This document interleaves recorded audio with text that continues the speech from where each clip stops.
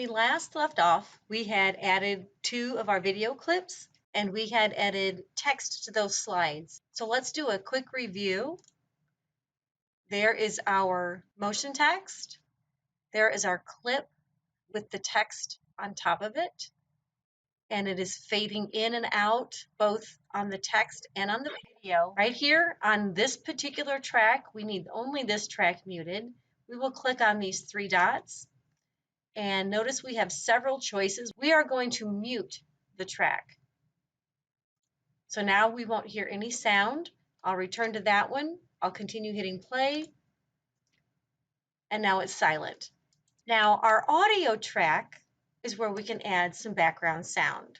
So now it's time to come up to audio at the top that has the musical note next to it.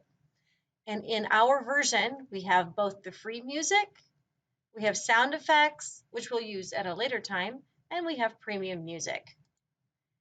These are by category, and then inside each folder, there are different types of music. So if I just clicked one time, and then click here to stop it, you can also click down here to move through it to see what it sounds like later on, to see if you really like that or not. So I'm going to go to the free music. This first one's very popular. I hear it on a lot of students' projects, but feel free to go through and listen to them. I'm going to go with that one, and I'm going to drag it down to audio 1. The first thing I want you to see is that it's much longer than my video. Now, granted, I should have 4 more slides in here, okay?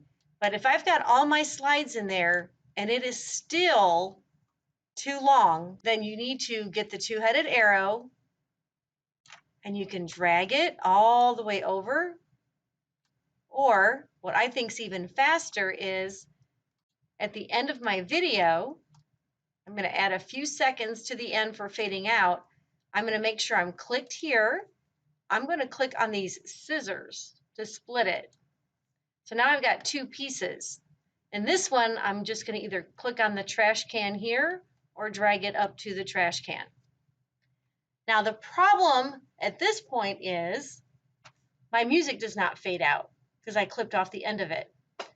On this blue line, you can double click and it will put a little sound dot on the bar. And that lets you adjust. Now I'm going to click on this one and it's going to tell me I'm at 78%. I'm going to go all the way to 0 because we want it to fade out all the way. So if I hit play here at the end, it fades out. If I decide I wanted that to be a little bit longer,